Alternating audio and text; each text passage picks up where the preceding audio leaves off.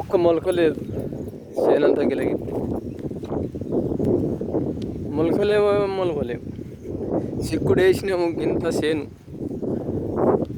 4 బిఘల చేను వట్టిగానే ఉన్నది. ఇక మొలుతుంది, ఇక మొలుతుంది, ఇక రేపు మొలుతుంది, ఇక ఎల్లుండి మొలుతుంది, ఇక రేపు మొలుతుంది, ఇక ఎల్లుండి మొలుతుంది అని చూస్తుంది. ఒక్క కర్ర మొలవలేదు. ఇక పెట్టుబడి పెట్టి రైతు మునగాలంటే రైతుకు పంట రాంది పెట్టుబడి మునుగుడే కదా.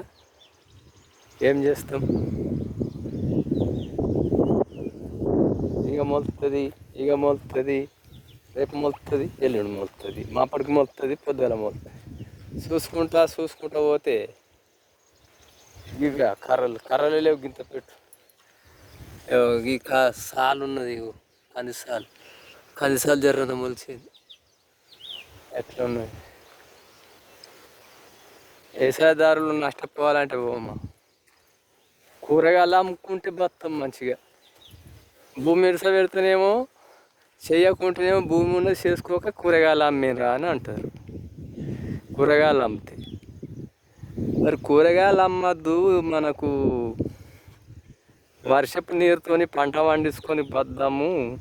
ప్రకృతి ఇచ్చిన పంటను మనం అమ్ముకొని, కొన్ని ఉంచుకొని కొన్ని అమ్ముకొని బద్దామని చూస్తే ఇట్లా కాలం వేసిన మోదుగా ఆనలేకపోయి, ఆనగొట్టిన మోదుగా అవి ఇవి బుడ్డిపోయి మొత్తం మొలవకుండా అయింది. చిక్కుడు అంతా కందులు మొలవేసాక చిక్కుడు మొలవదు.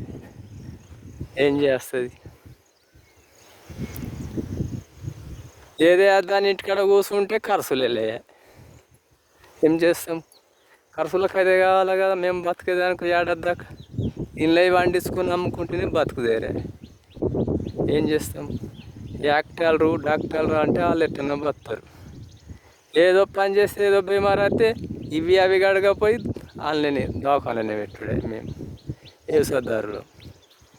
ఇక వ్యవసాయం చేసిన రైతే రాజు అని చీటీలో పలుకుతారు. ఇది రాజుతనం.